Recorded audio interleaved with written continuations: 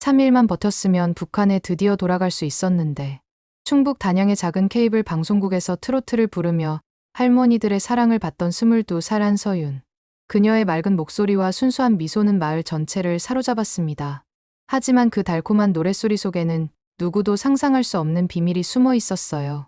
청풍가요제 생방송 중 갑자기 발생한 송출 오류. 그 순간 서울국정원에서는 이상한 암호 주파수를 감지합니다. 신호의 출처를 추적한 결과는 충격적이었어요. 바로 한서윤이 노래하는 그 시간, 그 장소였거든요.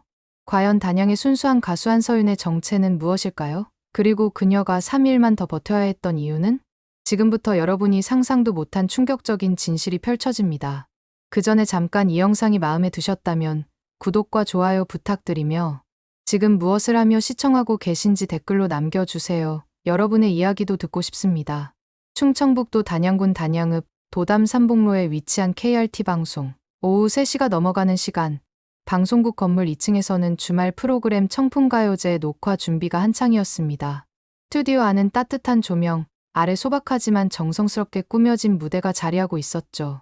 한서윤은 분장실 거울 앞에서 마지막 점검을 하고 있었습니다. 22살의 그녀는 단정한 원피스에 가벼운 메이크업을 한 채 밝은 미소를 지었어요. 거울 속 자신을 바라보며 깊게 숨을 들이마시는 모습에서 긴장감이 느껴졌지만 동시에 무대에 대한 설렘도 숨길 수 없었습니다. 그녀의 손끝이 살짝 떨리고 있었는데 이는 무대에 서기 전 느끼는 자연스러운 떨림이었죠. 신동혁 PD가 분장실 문을 살짝 열며 고개를 내밀었습니다. 38살의 그는 이 작은 방송국에서 10년 넘게 일해온 베테랑이었어요. 처음엔 큰 방송국을 꿈꿨지만 어느새 이곳 단양의 정취와 사람들에게 깊이 빠져든 상태였습니다. 그의 얼굴에는 오늘 녹화에 대한 기대감이 가득했어요. 한서윤이 일어서며 준비가 되었다고 대답했습니다. 그녀의 목소리에는 특별한 울림이 있었어요. 맑고 깨끗하면서도 어딘가 애절함이 스며있는 마치 산골짜기에 울려 퍼지는 메아리 같은 음성이었죠. 신동혁은 그 목소리를 들을 때마다 가슴 한편이 뭉클해지는 것을 느꼈습니다. 스튜디오로 향하는 복도에서 신동혁은 한서윤의 뒷모습을 바라보며 생각에 잠겼습니다. 그녀가 처음 방송국을 찾아온 건 석 달 전이었어요. 청풍가요제 참가 신청을 하러 온 그녀는 오디션에서 아리랑을 불렀는데 그 순간 스튜디오에 있던 모든 사람들이 말을 잃을 정도였죠. 단순히 노래를 잘하는 것을 넘어서 마음을 움직이는 무언가가 있었습니다.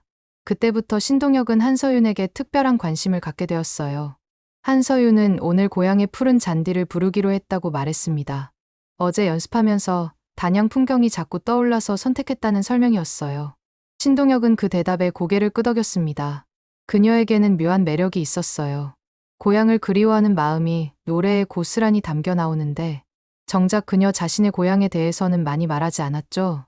가끔 물어보면 멀리서 왔다고만 답할 뿐이었습니다. 스튜디오 안으로 들어서자 관객석에 앉은 마을 어르신들이 한서윤을 보고 환하게 웃었습니다. 70대 할머니부터 50대 아저씨까지 20여 명의 관객들은 이미 그녀의 열렬한 팬이 되어 있었어요. 앞자리에 앉은 김복순 할머니는 손을 흔들며 오늘도 좋은 노래를 들려달라고 말했습니다. 80살의 할머니는 매주 빠지지 않고 청풍가요제 녹화를 보러 오는 단골 관객이었죠. 한서윤은 할머니를 향해 깊숙이 인사를 했습니다. 그녀의 정중한 예의는 마을 사람들에게 더욱 좋은 인상을 주었어요. 단순히 노래만 잘하는 것이 아니라 인격적으로도 훌륭하다는 평가를 받고 있었죠.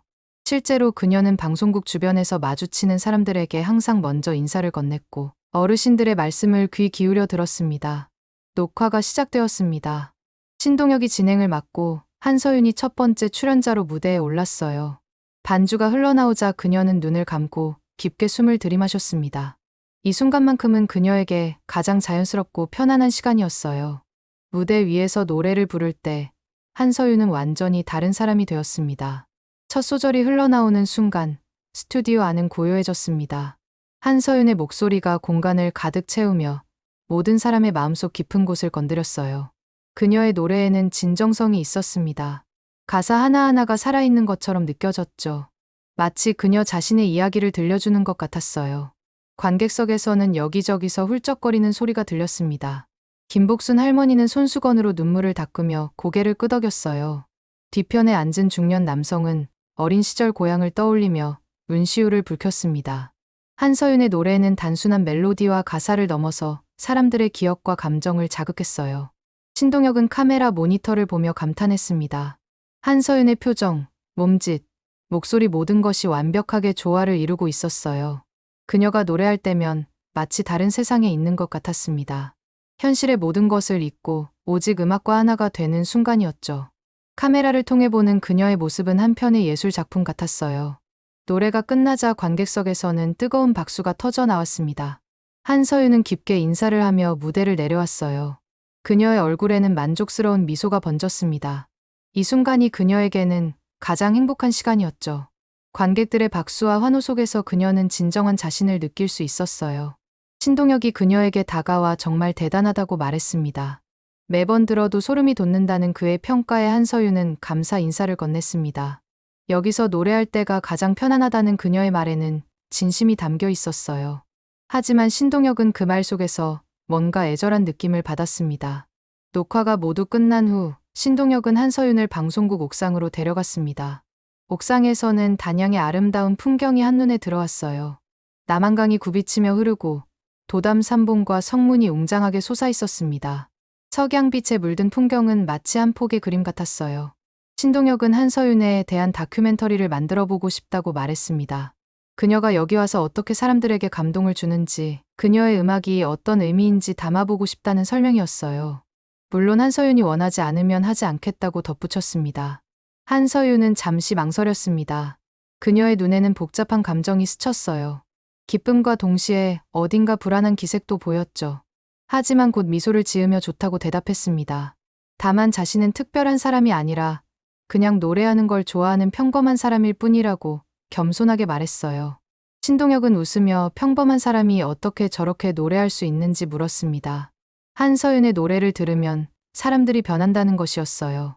할머니들은 젊은 시절을 그리워하고 아저씨들은 고향을 떠올린다는 설명과 함께 그게 평범한 일이냐고 반문했죠.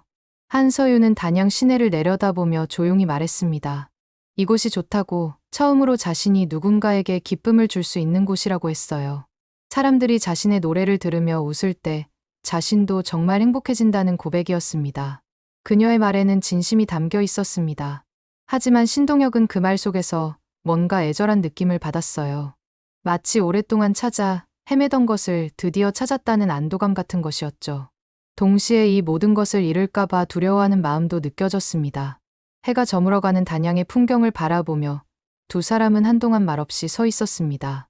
한서윤은 이 평온한 순간이 영원히 계속되기를 바랐어요. 하지만 그녀의 마음 한구석에는 언제나 작은 불안이 자리하고 있었습니다. 언젠가는 이 모든 것이 끝날 수도 있다는 두려움이었죠. 그 불안감은 그녀 자신도 정확히 설명할 수 없는 것이었지만 늘 마음 깊은 곳에서 조용히 꿈틀거리고 있었습니다. 그로부터 일주일 후 청풍가요제는 첫 번째 생방송을 준비하고 있었습니다. KRT 방송 스튜디오는 평소보다 분주한 분위기였어요. 생방송이라는 긴장감 때문에 스태프들의 움직임도 한층 빨라져 있었죠. 신동혁은 조정실에서 마지막 점검을 하며 시계를 바라봤습니다. 오후 3시 정각, 생방송 시작까지 10분 남은 상황이었어요. 한서윤은 분장실에서 준비를 마치고 스튜디오로 향했습니다. 오늘은 평소보다 더 신중하게 준비한 모습이었어요. 생방송이라는 부담감이 있었지만 동시에 더 많은 사람들에게 자신의 노래를 들려줄 수 있다는 기대감도 컸습니다. 그녀는 마음속으로 자신을 다독이며 무대로 걸어갔죠. 스튜디오 관객석에는 평소보다 많은 사람들이 앉아 있었습니다. 생방송 소식을 듣고 찾아온 단양 주민들이었어요. 김복순 할머니는 물론이고 평소 한서윤의 팬이었던 마을 사람들이 모두 모였습니다.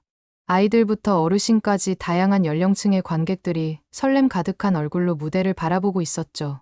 서울 종로구에 위치한 국정원 사이버 감청부는 평상시와 다름없는 하루를 보내고 있었습니다.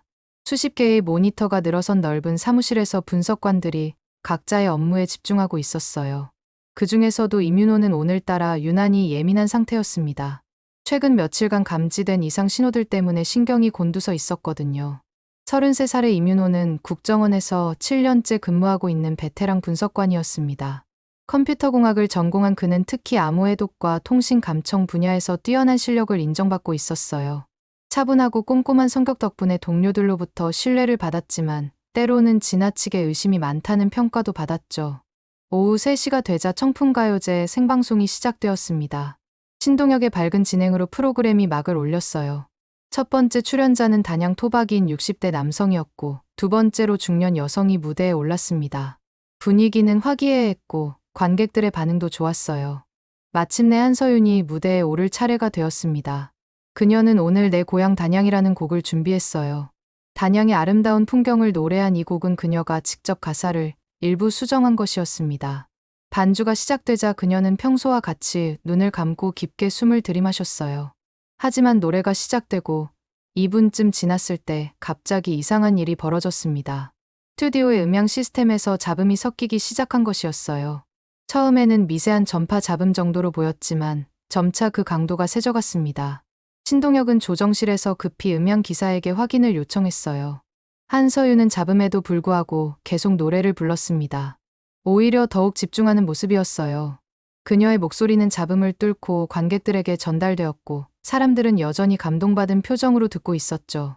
하지만 방송 송출에는 분명히 문제가 생기고 있었습니다. 이때 국정원 사이버 감청부의 자동 감시 시스템이 이상 신호를 포착했습니다. 충청북도 단양 지역에서 발생하는 특이한 주파수 패턴이었어요. 이민호의 컴퓨터 화면에 경고 메시지가 떠올랐고 그는 즉시 신호 분석에 들어갔습니다. 처음에는 단순한 전파 혼선으로 생각했지만 분석 결과는 예상과 달랐어요. 신호는 명백히 인위적인 패턴을 보이고 있었습니다.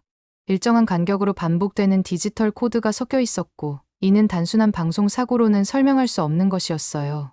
이민호는 동료들에게 상황을 보고하며 더 정밀한 분석을 요청했습니다. 그의 직감이 이 신호가 단순하지 않다고 말하고 있었거든요. 한편 청풍가요제 현장에서는 음향 문제로 인해 잠시 방송이 중단되었습니다. 신동혁은 관객들에게 양해를 구하며 기술적인 문제를 해결하고 있다고 안내했어요. 한서윤은 무대에서 내려와 당황한 기색을 보였습니다. 생방송에서 이런 일이 벌어진 것은 처음이었거든요. 음향 기사들이 급히 장비를 점검했지만 명확한 원인을 찾을 수 없었습니다. 모든 기기는 정상적으로 작동하고 있었어요. 하지만 한서윤이 노래를 부르는 동안에만 이상한 잡음이 발생했다는 점이 의아했습니다. 다른 출연자들이 노래할 때는 아무런 문제가 없었거든요. 10분 정도의 중단 후 방송이 재개되었습니다. 한서윤은 다시 무대에 올라 노래를 불렀어요. 이번에는 다행히 별다른 문제 없이 진행되었습니다. 그녀의 노래는 여전히 아름다웠고 관객들의 반응도 뜨거웠어요. 하지만 방송 관계자들은 모두 긴장한 표정이었죠. 이민호는 신호 분석을 계속 진행했습니다. 데이터를 더 자세히 살펴본 결과 이 신호가 특정 시간대에만 발생한다는 것을 알 수 있었어요. 그리고 그 시간대는 정확히 청풍가요제 방송 시간과 일치했습니다. 더욱 흥미로운 것은 신호의 패턴이 단순한 잡음이 아니라 암호화된 데이터처럼 보인다는 점이었어요. 그는 신호의 출처를 추적해보기로 했습니다. 삼각측량법을 이용해 신호의 발신 지점을 찾아본 결과 놀랍게도 그 위치는 KRT 방송국과 정확히 일치했어요. 이는 우연의 일치로 보기에는 너무나 정확한 일치였습니다. 이민호는 점점 이 사건이 단순한 방송 사고가 아닐 수도 있다는 확신을 갖게 되었어요. 다음 날 이민호는 상급자에게 상황을 보고했습니다. 처음에는 과민 반응이라는 반응이었지만 구체적인 데이터를 제시하자 관심을 보이기 시작했어요. 특히 신호가 암호화된 형태로 보인다는 분석 결과는 무시할 수 없는 것이었습니다. 상급자는 이민호에게 이 사건에 대한 더 깊이 있는 조사를 지시했어요. 이민호는 KRT 방송에 대한 기초 자료 수집부터 시작했습니다. 방송국의 설립 배경, 직원 현황, 최근 프로그램 편성 등을 살펴봤어요. 대부분은 평범한 지역 방송국의 모습이었지만 청풍가요제라는 프로그램이 최근 들어 급격히 인기를 얻고 있다는 점이 눈에 띄었습니다. 특히 한서윤이라는 출연자에 대한 정보는 매우 제한적이었습니다. 공개된 프로필은 간단했고 그녀의 과거 이력에 대한 구체적인 정보는 거의 없었어요. 이는 일반적인 방송 출연자와는 다른 패턴이었습니다. 대부분의 가수들은 자신의 이력을 적극적으로 홍보하는 편인데 한서윤은 오히려 과거에 대해 말하기를 꺼리는 것 같았거든요. 이민호는 한서윤의 신상 정보를 더 자세히 조사해보기로 했습니다. 주민등록 정보, 학력, 경력 등을 살펴본 결과 놀라운 사실을 발견했어요. 그녀의 공식적인 신분 기록이 20세 이후부터만 존재한다는 것이었습니다. 그 이전의 기록은 완전히 공백 상태였어요. 이는 매우 이상한 일이었습니다. 일반적으로 출생신고부터 시작해서 교육과정, 거주지 변경 등의 기록이 연속적으로 이어져야 하는데 한서윤의 경우는 마치 20세에 갑자기 세상에 나타난 것 같았거든요. 이민호는 이 부분에 대해 더 깊이 파고들어야 한다고 생각했습니다. 며칠 후 청풍가요제가 다시 방송되었습니다. 이번에는 이민호가 직접 신호를 모니터링했어요. 한서윤이 노래를 부르기 시작하자 다시 그 이상한 신호가 감지되었습니다. 이번에는 더욱 정교한 장비로 분석한 결과 신호 속에 숨겨진 데이터 패턴을 일부 해독할 수 있었어요. 해독된 내용은 충격적이었습니다. 단순한 문자나 숫자가 아니라 좌표와 시간 정보로 보이는 데이터가 포함되어 있었거든요. 이는 명백히 정보 전달 목적의 암호 통신이었습니다. 이민호는 즉시 상급자에게 보고했고 이 사건은 공식적인 수사 대상이 되었어요. 한서윤에 대한 의혹은 점점 커져갔습니다. 그녀의 과거 기록 공백, 방송 중 발생하는 이상 신호, 그리고 신호 속에 숨겨진 암호화된 데이터까지 모든 것이 우연의 일치로 보기에는 너무나 의심스러웠어요. 이민호는 본격적인 조사에 착수하기로 결심했습니다. 이민호는 단양으로 향하는 고속도로를 달리며 창밖 풍경을 바라봤습니다. 서울을 벗어나 충청북도로 들어서자 산과 강이 어우러진 아름다운 경치가 펼쳐졌어요. 하지만 그의 마음은 전혀 여유롭지 않았습니다. 머릿속에는 한서윤에 대한 의문점들이 끊임없이 맴돌고 있었거든요. KRT 방송국에 도착한 이민호는 국정원 신분을 밝히지 않고 방송 장비 점검을 위한 기술자로 신분을 위장했습니다. 미리 준비한 가짜 신분증과 명함을 들고 방송국 로비에 들어섰어요.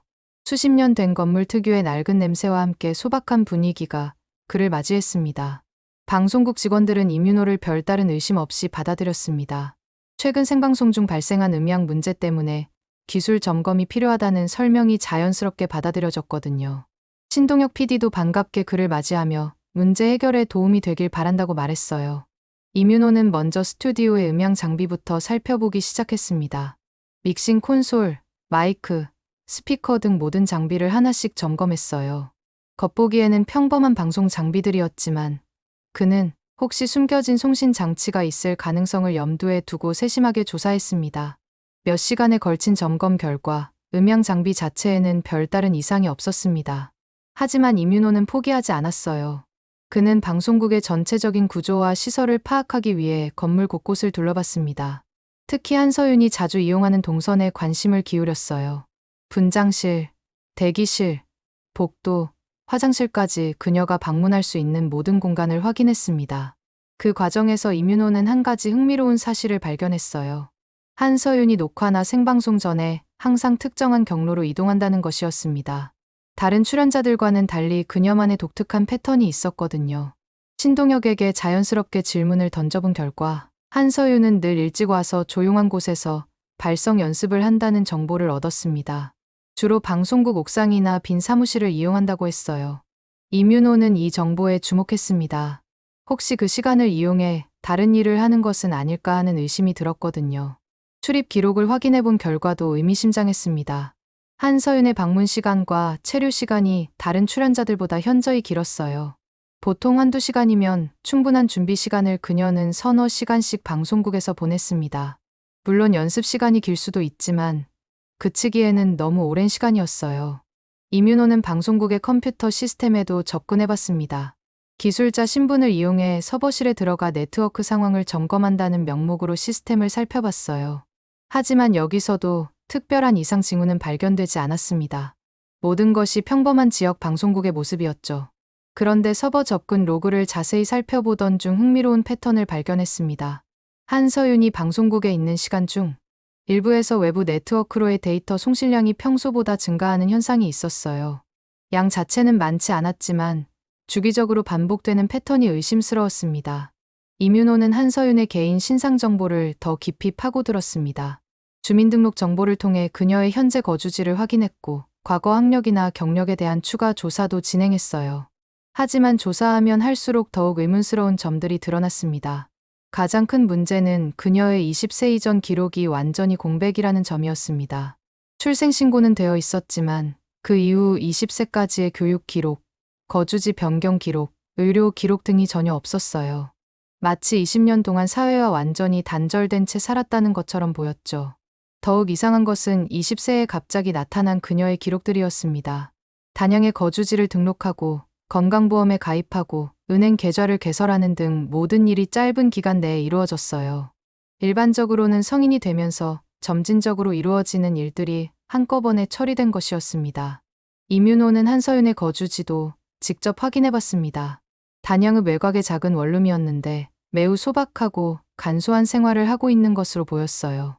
이웃들에게 자연스럽게 물어본 결과 그녀는 조용하고 예의 바른 사람이라는 평가를 받고 있었습니다. 하지만 과거에 대해서는 거의 말하지 않는다고 했어요. 며칠 후 이민호는 신동혁과 우연한 만남을 가졌습니다. 지역 카페에서 커피를 마시던 중 신동혁이 들어왔고 자연스럽게 대화를 나누게 되었어요. 이민호는 기술자 신분을 유지하면서 한서윤에 대해 넌지시 질문을 던져봤습니다. 신동혁은 한서윤에 대해 극찬을 아끼지 않았습니다. 정말 착하고 성실한 사람이라며 노래 실력도 뛰어나다고 말했어요. 하지만 그녀의 과거에 대해서는 자신도 잘 모른다고 했습니다. 가끔 물어봐도 멀리서 왔다고만 하고 자세한 이야기는 하지 않는다는 것이었어요. 이민호가 그녀의 과거에 대해 더 자세히 물어보자 신동혁은 잠시 망설이다가 입을 열었습니다. 사실 자신도 처음에는 궁금했지만 한서윤이 과거를 말하기 싫어하는 것 같아서 더 이상 묻지 않았다고 했어요. 아마 힘든 일이 있었을 것이라고 추측한다는 설명이었습니다. 신동혁의 말 중에서 특히 인상적인 부분이 있었습니다. 한서윤이 처음 방송국에 왔을 때의 일이었어요. 그녀는 마치 방송국 환경에 이미 익숙한 것처럼 보였다고 했습니다. 일반인이라면 어색해할 만한 카메라나 음향 장비에 대해서도 전혀 긴장하지 않았다는 것이었죠. 이 정보는 이민호에게 새로운 관점을 제공했습니다. 한서윤이 단순한 시골 처녀가 아닐 수도 있다는 가능성이었어요. 방송 환경에 익숙하다는 것은 이전에 관련 경험이 있다는 뜻일 수도 있었거든요. 하지만 그녀의 공식 기록에는 그런 경력이 전혀 없었습니다. 이민호는 한서윤을 직접 관찰해 보기로 했습니다. 며칠 동안 방송국 주변에서 그녀의 행동을 지켜본 결과 몇 가지 특이한 점을 발견할 수 있었어요. 첫째, 그녀는 항상 주변을 경계하는 듯한 모습을 보였습니다. 마치 누군가 자신을 지켜보고 있는지 확인하는 것 같았어요. 둘째, 그녀의 걸음걸이와 자세가 일반적인 젊은 여성과는 달랐습니다. 매우 절제되고 통제된 움직임을 보였는데 이는 특별한 훈련을 받은 사람에게서 나타나는 특징이었어요. 이민호는 이런 세부 사항들을 놓치지 않고 기록했습니다. 셋째, 한서윤은 방송국 내에서도 특정 구역을 유독 선호했습니다. 특히 전자장비가 많은 곳이나 네트워크 관련 시설 근처에서 자주 목격되었어요. 물론 우연일 수도 있지만 패턴이 너무 명확해서 의도적인 것처럼 보였습니다. 이민호는 수집한 정보들을 종합해 분석했습니다. 한서윤의 공백 상태인 과거, 방송 중 발생하는 이상 신호, 그녀의 특이한 행동 패턴, 그리고 방송 환경에 대한 이상한 익숙함까지 모든 것이 단순한 우연으로 설명하기에는 너무 많은 의문점들이었어요. 하지만 아직 결정적인 증거는 없었습니다. 의심스러운 정황들은 많았지만 법적으로나 사실적으로 그녀를 특정 행위와 연결지을 수 있는 구체적인 증거는 부족했어요. 이민호는 더 깊이 있는 조사가 필요하다고 판단했습니다. 그는 서울로 돌아가며 한서윤에 대한 종합적인 프로파일을 작성하기 시작했습니다. 지금까지 수집한 모든 정보를 체계적으로 정리하고 추가 조사가 필요한 부분들을 명확히 했어요. 특히 그녀의 과거 20년간의 공백 기간에 대한 더 정밀한 조사가 시급하다고 생각했습니다. 한서윤의 인기는 단양을 넘어 전국으로 퍼져나가고 있었습니다. 청풍가요제에서 부른 내 고향 단양이 인터넷을 통해 급속도로 확산되기 시작한 것이었어요. 처음에는 지역 방송의 소소한 화제 정도로 여겨졌지만 그녀의 맑고 애절한 목소리는 사람들의 마음을 사로잡기에 충분했습니다. 유튜브에 업로드된 한서윤의 공연 영상은 일주일 만에 조회수 10만을 넘어섰습니다. 댓글란에는 감동받았다는 반응들이 쏟아졌어요. 특히 그녀의 진정성 있는 노래에 많은 사람들이 위로를 받는다고 했습니다. 서울에 사는 젊은이들까지도 한서윤의 노래를 들으며 고향을 그리워한다는 댓글을 남겼죠. 신동혁은 이런 반응에 기뻐하면서도 한편으로는 걱정이 되었습니다. 갑작스러운 인기가 한서윤에게 부담이 될까 봐서였어요. 하지만 정작 한서윤은 담담한 반응을 보였습니다. 많은 사람들이 자신의 노래를 좋아해준다는 것에 감사할 뿐 큰 변화를 원하지는 않는다고 했어요. KRT 방송국에도 변화가 찾아왔습니다. 한서윤을 보러 오는 관광객들이 늘어나면서 방송국 주변이 활기를 띠기 시작했어요. 단양군청에서도 이런 현상에 주목하며 한서윤을 지역 홍보대사로 위촉하는 방안을 검토하고 있었습니다. 작은 지역 방송국이 갑자기 전국적인 관심을 받게 된 것이었죠. 하지만 이민호의 감시는 계속되고 있었습니다. 오히려 한서윤의 인기가 높아질수록 그의 의심은 더욱 깊어졌어요. 과연 이 모든 인기가 자연스러운 것일까 하는 의문이 들었거든요. 혹시 어떤 의도를 가지고 대중의 관심을 끌려는 것은 아닐까 하는 생각이 머릿속을 떠나지 않았습니다. 이민호는 한서윤의 방송 패턴을 더욱 정밀하게 분석하기 시작했습니다. 지난 몇 주간의 방송 데이터를 수집해 그녀가 노래할 때마다 발생하는 신호 패턴을 면밀히 살펴봤어요. 그 결과 놀라운 사실을 발견했습니다. 신호는 단순한 잡음이 아니라 매우 정교한 암호화 체계를 가지고 있었던 것이었어요. 신호 분석 결과 그 안에는 좌표 정보, 시간 코드, 그리고 알 수 없는 식별 번호들이 포함되어 있었습니다. 이는 명백히 정보 전달을 목적으로 한 통신이었어요. 더욱 놀라운 것은 이 정보들이 단양 지역의 주요 시설물 좌표와 일치한다는 점이었습니다. 군부대, 관공서, 통신시설 등 보안이 중요한 곳들의 위치 정보가 암호화되어 전송되고 있었던 것이죠. 이민호는 즉시 상급자에게 긴급 보고를 했습니다. 이제 더 이상 단순한 의심 수준이 아니었어요. 구체적인 증거가 나온 만큼 본격적인 수사에 들어가야 했습니다. 국정원 내부에서도 이 사건을 심각하게 받아들이기 시작했어요. 한편 한서윤은 자신을 둘러싼 관심이 커지는 것을 느끼고 있었습니다. 하지만 그것은 대중의 관심만이 아니었어요. 누군가 자신을 지켜보고 있다는 느낌이 점점 강해지고 있었습니다. 방송국에 오갈 때나 집에 있을 때도 시선을 느꼈어요. 그녀는 본능적으로 위험을 감지하고 있었습니다. 그럼에도 불구하고 한서윤은 평상시와 다름없이 행동했습니다. 청풍가요제 준비를 하고 마을 사람들과 인사를 나누고 신동엽과 다큐멘터리 촬영도 계속했어요. 하지만 내심으로는 긴장의 끈을 놓지 않고 있었습니다. 언제든 상황이 급변할 수 있다는 것을 알고 있었거든요. 신동엽은 한서윤의 미묘한 변화를 눈치챘습니다.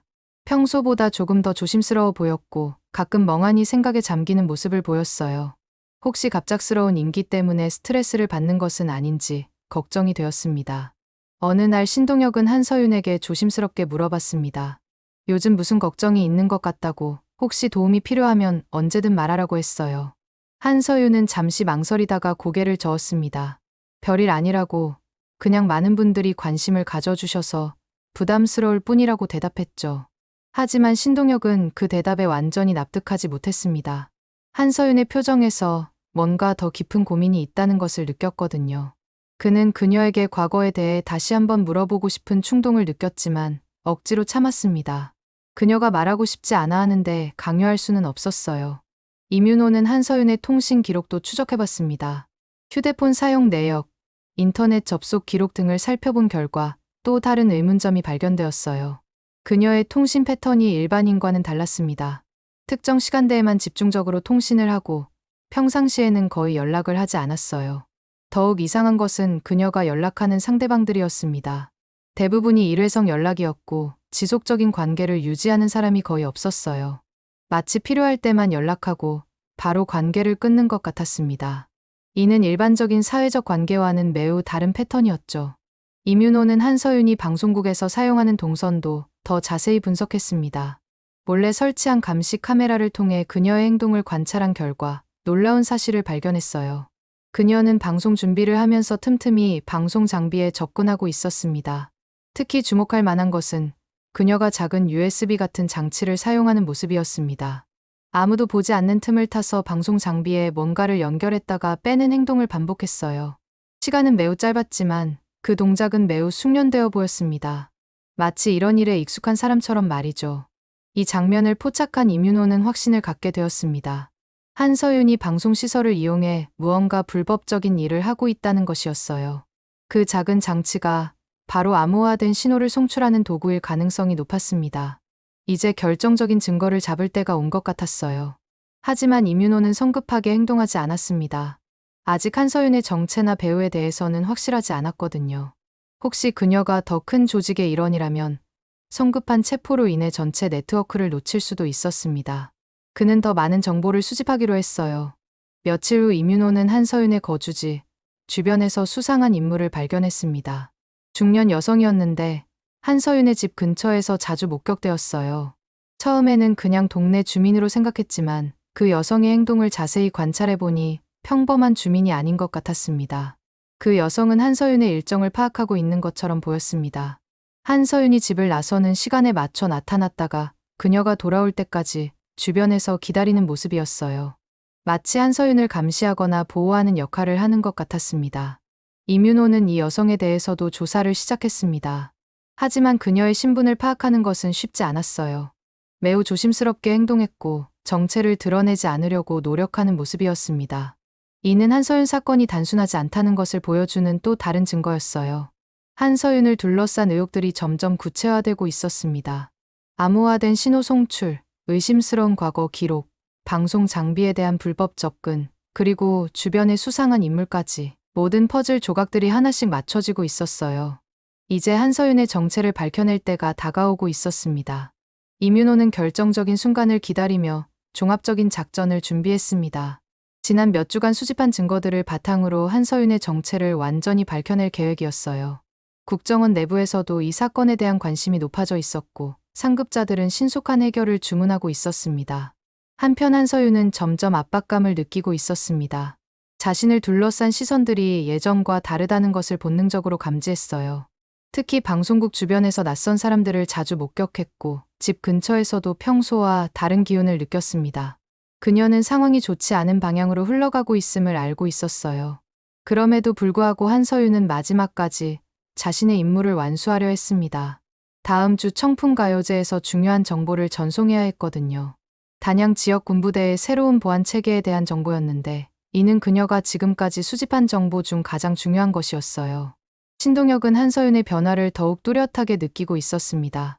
평소 밝고 자연스러웠던 그녀가 요즘에는 무언가에 쫓기는 듯한 모습을 보였어요. 노래할 때도 예전만큼 몰입하지 못하는 것 같았고 자주 멍하니 생각에 잠기는 모습이었습니다. 어느 날 저녁 신동혁은 용기를 내어 한서윤에게 직접적으로 물어봤습니다. 정말 무슨 일인지, 혹시 도움이 필요한 일이 있는지 말이에요. 한서윤은 한참 동안 말없이 그를 바라보더니 조용히 입을 열었습니다. 한서윤은 깊은 한숨을 쉬며 말하기 시작했습니다. 자신에게는 말할 수 없는 과거가 있다고, 하지만 여기서 보낸 시간은 정말 행복했다고 했어요. 처음으로 진정한 자신의 모습으로 살 수 있었다는 것이었습니다. 그런데 이제 그 모든 것이 끝날 수도 있다는 두려움에 떨고 있다고 고백했어요. 신동혁은 한서윤의 말에 혼란스러웠습니다. 구체적으로 무슨 말인지 이해할 수 없었지만 그녀가 진심으로 고통받고 있다는 것은 분명히 느낄 수 있었어요. 그는 무슨 일이든 함께 해결해보자고 말했지만 한서윤은 고개를 저었습니다. 이미 너무 늦었다는 표정이었어요. 이민호는 마침내 결정적인 증거를 포착했습니다. 한서윤이 방송 장비에 연결하는 그 작은 장치에 대한 분석이 완료된 것이었어요. 그것은 정교한 데이터 송신 장치였고 방송 신호에 암호화된 정보를 삽입할 수 있는 고도의 기술이 적용된 것이었습니다.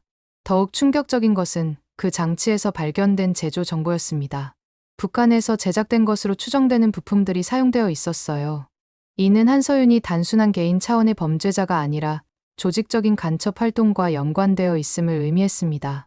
이민호는 한서윤의 과거에 대한 추가 조사도 병행했습니다. 그 결과 놀라운 사실을 발견했어요. 한서윤이라는 이름 자체가 가명이었던 것입니다. 그녀의 진짜 이름은 리선아였고 북한에서 태어나 특수훈련을 받은 후 난파된 간첩이었어요. 리선아는 어린 시절 우연한 사고로 가족과 헤어진 후 북한 당국에 의해 발견되었습니다. 그녀의 뛰어난 기억력과 학습 능력을 인정받아 특수 교육을 받게 되었고 성인이 된 후에는 대남 공작 요원으로 훈련받았어요. 그녀가 남한에 침투한 것은 2년 전이었고 한서윤이라는 신분으로 단양에 정착한 것이었습니다. 이민호는 이 모든 정보를 종합해 그녀의 인물을 추론했습니다. 단양 지역은 군사적으로 중요한 위치에 있었고 여러 군부대와 통신시설이 집중되어 있었어요.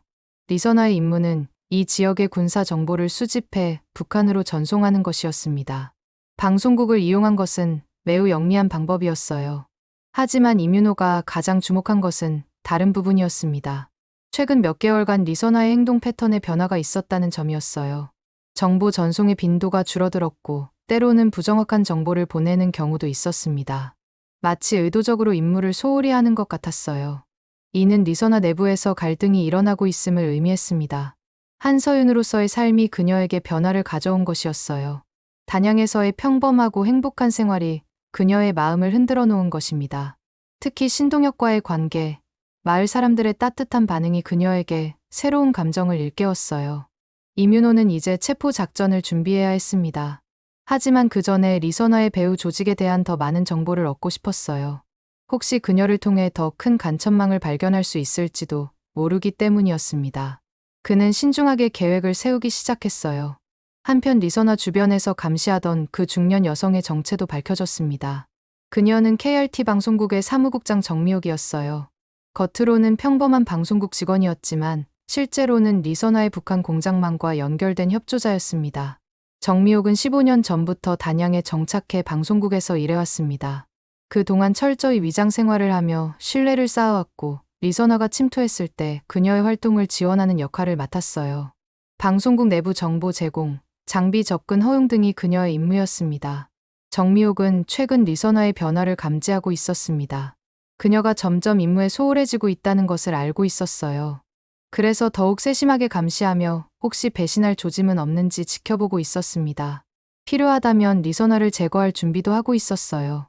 리서나는 정미옥의 감시를 받고 있다는 것을 알고 있었습니다. 그녀 역시 정미옥의 정체를 파악하고 있었고 자신이 위험한 상황에 놓여 있음을 인식하고 있었어요. 하지만 이미 한서윤으로서의 삶에 너무 깊이 빠져 있어서 쉽게 돌이킬 수 없는 상태였습니다. 어느 날 밤 정미옥은 리서나를 따로 만났습니다. 조용한 곳에서 둘만의 대화를 나눴는데 정미옥은 리서나에게 경고했어요. 최근 행동이 의심스럽다고, 임무에 더 충실해야 한다고 말했습니다.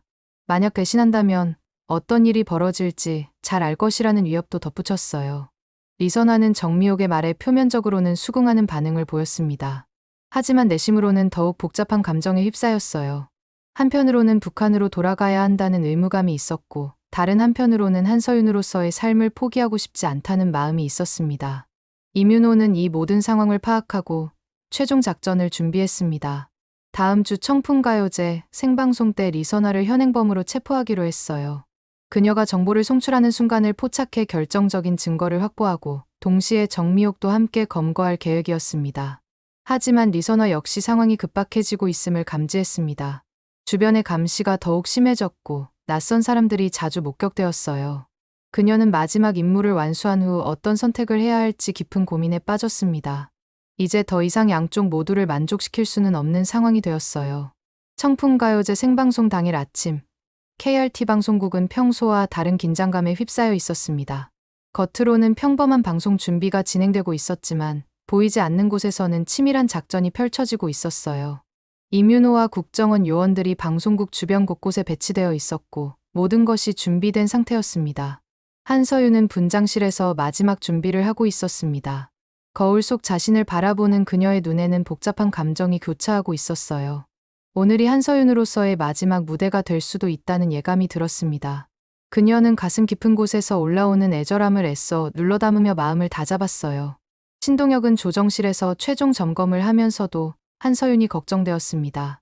며칠 전부터 그녀의 표정이 더욱 어두워졌고 무언가 큰 결심을 한 것 같은 모습이었어요. 오늘 방송이 끝난 후에는 꼭 진솔한 대화를 나눠보겠다고 마음먹었습니다. 정미옥은 사무실에서 한서윤의 움직임을 예의주시하고 있었습니다. 그녀도 오늘이 중요한 날이라는 것을 알고 있었어요. 마지막 정보 전송이 완료되면 한서윤의 임무도 끝나게 되고 그때 어떤 선택을 할지가 관건이었습니다. 정미옥은 만약의 상황에 대비해 비상계획도 준비해두고 있었어요. 오후 3시 청풍가요제 생방송이 시작되었습니다. 평소와 다름없이 신동혁의 밝은 진행으로 프로그램이 시작되었어요. 관객석에는 한서윤을 보러 온 마을 사람들이 가득 앉아 있었고 김복순 할머니도 첫 번째 줄에서 환한 미소를 지으며 기다리고 있었습니다. 첫 번째와 두 번째 출연자들의 무대가 무사히 끝났습니다. 마침내 한서윤이 무대에 오를 차례가 되었어요. 그녀는 평소보다 더 정중하게 관객들에게 인사를 했습니다. 마치 작별 인사를 하는 것 같은 느낌이었어요. 한서윤은 오늘 단양아리랑이라는 곡을 준비했습니다. 전통 아리랑의 단양의 정취를 담아 새롭게 편곡한 곡이었어요. 반주가 시작되자 그녀는 눈을 감고 깊게 숨을 들이마셨습니다. 이번에는 평소와 다른 마음가짐이었어요. 진정으로 마지막이 될 수도 있는 무대였거든요. 첫 소절이 흘러나오는 순간 이민호의 감시 장비의 신호가 포착되기 시작했습니다.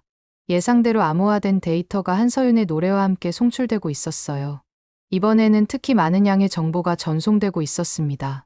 아마도 그동안 수집한 모든 정보를 한꺼번에 보내는 것 같았어요. 하지만 이상한 일이 벌어졌습니다. 한서윤의 노래가 계속될수록 그녀의 목소리에 변화가 생기기 시작한 것이었어요. 처음에는 평소와 같았지만 점차 감정이 실리기 시작했습니다. 마치 자신의 진짜 마음을 털어놓는 것 같았어요. 관객들은 그 변화를 즉시 감지했습니다. 한서윤의 노래에서 이전과는 다른 깊이와 절절함을 느꼈어요. 김복순 할머니는 눈물을 흘리기 시작했고 다른 관객들도 하나둘씩 감동에 젖어들었습니다. 그녀의 노래는 단순한 공연을 넘어서 영혼의 고백 같았어요. 신동혁은 카메라 모니터를 보며 놀랐습니다. 한서윤의 표정이 완전히 달라져 있었어요.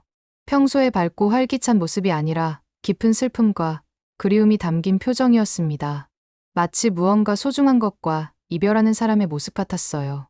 노래가 절정에 달했을 때 한서윤의 눈에서 눈물이 흘러내렸습니다. 하지만 그녀는 끝까지 노래를 불렀어요. 그 순간 스튜디오 안에 모든 사람들이 숨을 죽이고 그녀의 노래에 빠져들었습니다. 그것은 진정한 예술의 순간이었어요. 이민호는 감시 장비를 통해 데이터 전송이 완료되는 것을 확인했습니다. 이제 현행범 체포를 위한 모든 증거가 확보되었어요. 그는 팀원들에게 신호를 보냈고 요원들이 방송국으로 진입하기 시작했습니다. 노래가 끝나자 관객석에서는 뜨거운 박수가 터져 나왔습니다. 하지만 그 박수 소리와 함께 방송국 문이 열리며 국정원 요원들이 들어왔어요. 갑작스러운 상황에 관객들은 당황했고 스튜디오는 순식간에 혼란에 빠졌습니다. 이민호가 무대로 올라가며 신분을 밝혔습니다. 국정원 소속이라고 밝히며 한서윤에게 체포 영장을 제시했어요. 간첩 혐의로 긴급 체포한다는 선언에 스튜디오 안의 모든 사람들이 충격에 빠졌습니다. 한서윤은 담담한 표정으로 체포 영장을 받아들였습니다. 마치 이미 예상하고 있었다는 듯한 반응이었어요. 그녀는 관객들을 향해 마지막으로 깊게 인사를 했습니다. 그 모습에서 진심 어린 미안함과 감사함이 느껴졌어요. 신동혁은 믿을 수 없다는 표정으로 상황을 지켜봤습니다. 자신이 그토록 아끼던 한서윤이 간첩이라는 사실을 받아들일 수 없었어요. 그는 이민호에게 달려가서 뭔가 잘못된 것이라고, 한서윤은 그런 사람이 아니라고 항변했습니다. 하지만 이민호는 차분하게 증거들을 제시했습니다. 방송 중 송출된 암호화된 신호, 한서윤의 가짜 신분, 그리고 북한과의 연결고리까지 모든 증거가 명백했어요. 신동혁은 그제야 현실을 받아들이기 시작했지만 여전히 충격에서 벗어나지 못했습니다. 정미옥도 함께 체포되었습니다. 그녀 역시 별다른 저항 없이 체포에 응했어요. 오히려 안도하는 듯한 표정이었습니다. 15년 동안의 위장 생활이 끝났다는 해방감 같은 것이 느껴졌어요. 한서윤은 수갑을 차기 전에 신동혁에게 마지막 말을 건넸습니다.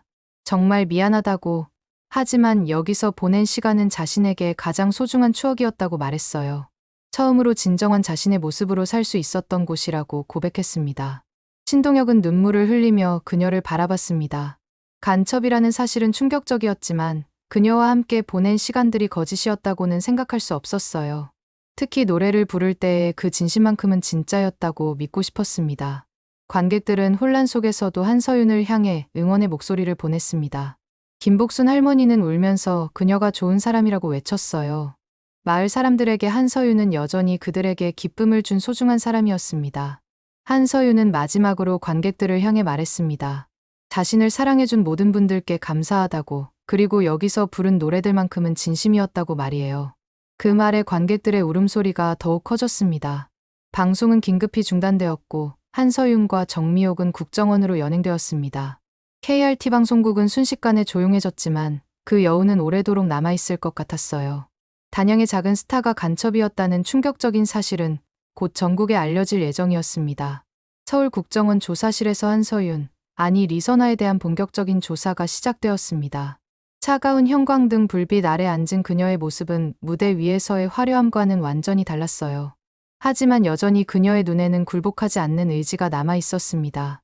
이민호는 조사를 진행하면서 리선아의 복잡한 내면을 들여다볼 수 있었습니다. 그녀는 처음에는 묵비권을 행사했지만 시간이 지나면서 조금씩 자신의 이야기를 털어놓기 시작했어요. 그 이야기는 단순한 간첩 활동을 넘어서는 인간적인 갈등과 고뇌가 담겨 있었습니다. 리선아는 8살 때 가족과 함께 중국을 여행하던 중 사고를 당했다고 말했습니다.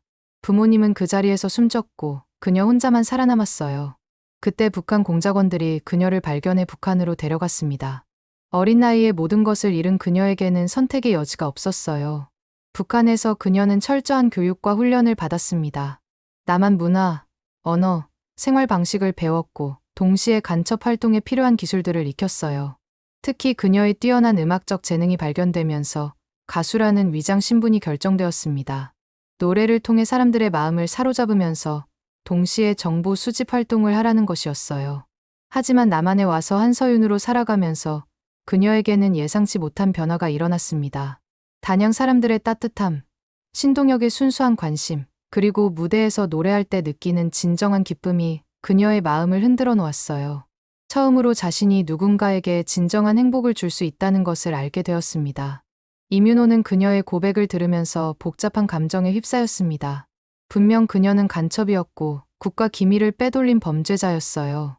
하지만 동시에 어린 시절의 비극과 강요된 운명 때문에 이 길을 걸을 수밖에 없었던 피해자이기도 했습니다. 리선화는 최근 몇 개월 동안 임무 수행에 갈등을 느꼈다고 털어놓았습니다. 단양에서의 생활이 행복할수록 북한으로 정보를 보내는 것이 괴로워졌어요. 때로는 의도적으로 부정확한 정보를 보내거나 중요하지 않은 내용으로 대체하기도 했습니다. 특히 마지막 방송에서는 가장 중요한 군사 정보를 전송해야 했지만 그녀는 마지막 순간에 다른 선택을 했습니다.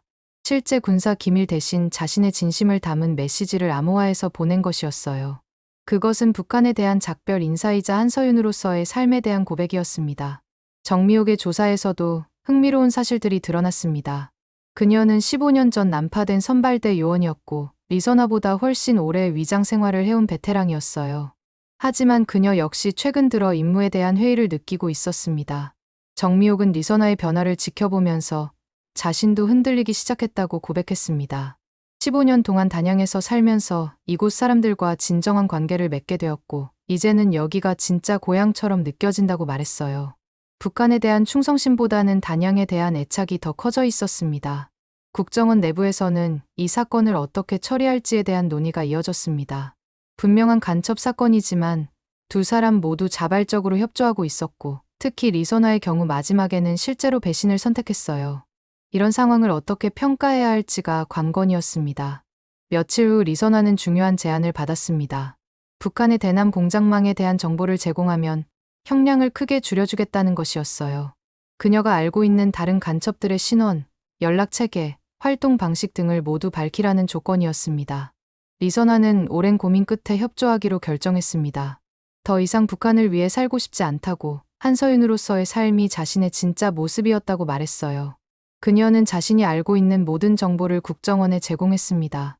그녀의 제보를 통해 국내에 잠입해 있던 다수의 북한 간첩들이 검거되었습니다. 10년 넘게 활동해온 조직원들, 대학생으로 위장한 젊은 공작원들, 그리고 사업가, 신분으로 활동하던 고급 정보원까지 리선화의 협조로 대규모 간첩망이 일거에 무력화되었어요. 정미옥도 마찬가지로 협조했습니다. 그녀가 제공한 정보를 통해 북한의 대남 공작 체계에 대한 중요한 정보들이 확보되었어요. 특히 지역 방송국을 이용한 정보 전송 방식은 이전에 알려지지 않았던 새로운 수법이었습니다. 한편 단양에서는 한서윤 사건으로 인한 충격이 계속되고 있었습니다.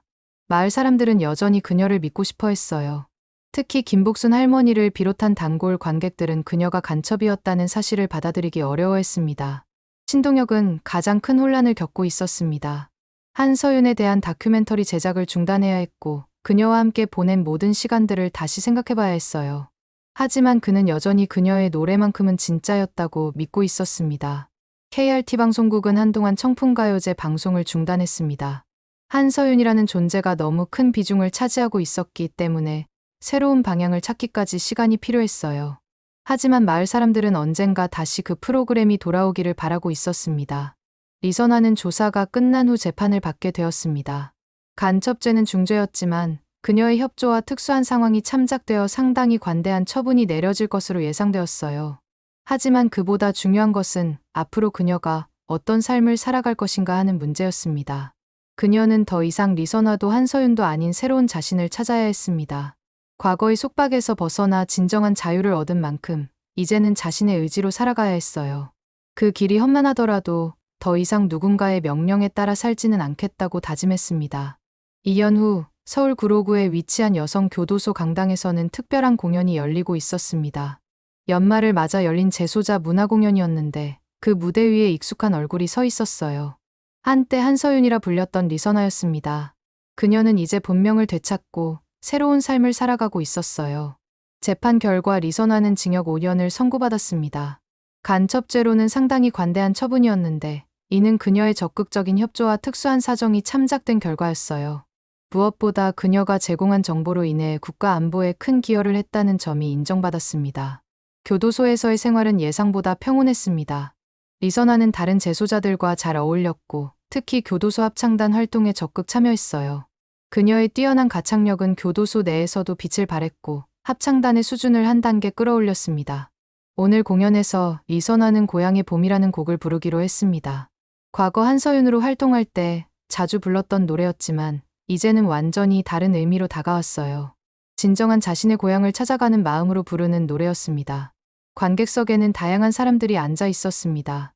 교도소 직원들, 재소자들의 가족, 그리고 몇몇 특별한 손님들도 있었어요. 그 중에는 신동혁의 모습도 보였습니다. 그는 2년 동안 꾸준히 리선아에게 편지를 보내왔고 오늘 처음으로 직접 만나러 온 것이었어요. 신동혁은 처음에는 배신감과 분노를 느꼈습니다. 하지만 시간이 지나면서 리선아의 진정한 마음을 이해하게 되었어요. 그녀 역시 피해자였다는 것을, 그리고 단양에서 보여준 모습들이 결코 거짓이 아니었다는 것을 깨달았습니다. 공연이 시작되자 리선아가 무대 중앙으로 걸어 나왔습니다. 죄수복을 입은 모습이었지만 그녀의 자세는 당당했어요. 더 이상 숨길 것도 없고 가짜로 살 필요도 없는 자유로움이 느껴졌습니다. 그녀는 관객들을 향해 깊게 인사를 했어요. 반주가 시작되자 리선아는 눈을 감고 노래하기 시작했습니다. 그녀의 목소리는 예전과 같았지만 더욱 깊은 울림이 있었어요. 고통과 깨달음을 통해 더욱 성숙해진 목소리였습니다. 단양에서의 한서윤도 북한에서의 리선아도 아닌 진정한 자신만의 목소리였어요. 노래가 흘러나오자 강당 안이 조용해졌습니다. 리선아의 노래에는 회한과 희망이 동시에 담겨 있었어요. 잘못된 과거에 대한 반성과 동시에 새로운 미래에 대한 의지가 느껴졌습니다. 그것은 단순한 공연을 넘어서 한 인간의 진솔한 고백이었어요. 관객석에서는 여기저기서 훌쩍거리는 소리가 들렸습니다. 재소자들은 자신들의 이야기를 듣는 것 같았고 교도관들도 감동에 젖어들었어요. 신동혁은 눈물을 흘리며 그녀를 바라봤습니다. 여전히 그녀의 노래는 사람의 마음을 움직이는 힘이 있었어요. 노래가 끝나자 뜨거운 박수가 터져 나왔습니다. 리선아는 깊게 인사를 하며 무대를 내려왔어요. 그녀의 얼굴에는 평온한 미소가 번졌습니다. 이제 정말로 자신다운 삶을 살아가고 있다는 만족감이 느껴졌어요. 공연이 끝난 후 신동혁은 리선아와 짧은 면회 시간을 가졌습니다. 유리창을 사이에 두고 앉은 두 사람은 한동안 말없이 서로를 바라봤어요. 오랜 시간이 흘렀지만 서로에 대한 정은 여전히 남아 있었습니다. 신동혁이 먼저 입을 열었습니다. 그동안 어떻게 지냈는지, 교도소 생활은 괜찮은지 물어봤어요. 리선아는 고마워하며 대답했습니다. 힘들기도 했지만 처음으로 진정한 자신과 마주할 수 있는 시간이었다고 말했어요. 리선아는 신동혁에게 진심으로 사과했습니다. 그를 속이고 이용한 것에 대해 정말 미안하다고 했어요. 하지만 단양에서 보낸 시간만큼은 진심이었다고, 그때의 행복은 가짜가 아니었다고 강조했습니다. 신동혁은 이미 모든 것을 용서했다고 말했습니다. 처음에는 분노했지만 이제는 그녀의 상황을 이해한다고 했어요. 오히려 그녀 덕분에 자신도 많은 것을 배웠다고 고백했습니다. 인간의 복잡함과 삶의 무게에 대해 깊이 생각해보게 되었다는 것이었어요. 두 사람은 미래에 대한 이야기도 나눴습니다. 리선아는 출소 후에도 계속 노래를 하고 싶다고 말했어요. 하지만 이번에는 정말로 자신의 마음을 담은 노래를 부르겠다고 했습니다. 누군가를 속이거나 이용하기 위한 것이 아니라 진정으로 사람들에게 위로와 감동을 주는 노래를 하겠다는 다짐이었어요. 신동혁은 그녀의 다짐을 응원한다고 말했습니다. 그리고 언젠가 기회가 된다면 다시 함께 일해보고 싶다고 제안했어요. 물론 예전과는 완전히 다른 조건에서 진실된 관계로 말입니다. 면회 시간이 끝나갈 무렵 신동혁은 리선아에게 특별한 소식을 전했습니다. 그가 마침내 완성한 다큐멘터리 서윤의 노래에 대한 이야기였어요.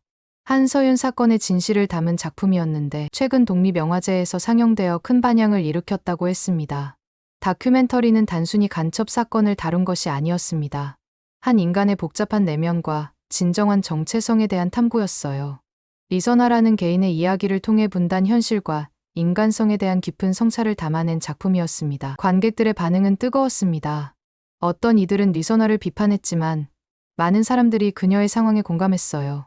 특히 젊은 관객들은 그녀가 진정한 자아를 찾아가는 과정에 깊은 인상을 받았습니다.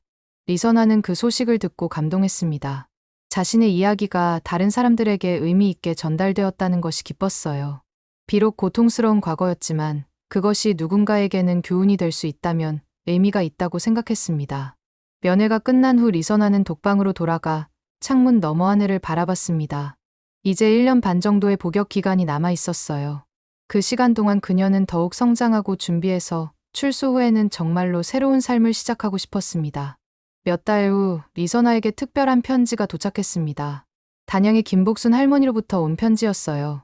할머니는 여전히 그녀를 그리워하고 있었고 언젠가 다시 만날 수 있기를 바란다고 썼습니다. 할머니에게는 그녀가 여전히 소중한 서윤이었어요. 그 편지를 읽으며 리선아는 눈물을 흘렸습니다. 자신을 진심으로 사랑해준 사람들이 있다는 것이 얼마나 소중한지 새삼 깨달았어요. 그들을 위해서라도 더 나은 사람이 되어야겠다고 다짐했습니다. 리선아는 출소 후의 계획을 구체적으로 세우기 시작했습니다. 우선 사회 복귀를 위한 준비를 하고 그 다음에는 정말로 자신만의 음악을 해보고 싶었어요. 과거를 숨기지 않고 자신의 경험을 솔직하게 담은 노래들을 만들고 싶었습니다. 교도소 안에서도 그녀는 계속 노래를 불렀습니다. 합창단 활동을 통해 다른 재소자들에게 희망을 주었고 그 과정에서 자신도 치유를 받았어요. 노래는 여전히 그녀에게 가장 소중한 것이었고 이제는 진정으로 자신만의 것이 되었습니다. 시간이 흘러 리선아의 출소일이 다가왔습니다. 그녀는 교도소 생활을 통해 완전히 새로운 사람으로 거듭났어요. 더 이상 과거에 얽매이지 않고 진정한 자유를 얻은 상태였습니다. 이제 진짜 인생이 시작되는 것이었어요. 마지막 밤, 리선아는 교도소 창문을 통해 별을 바라보며 생각했습니다.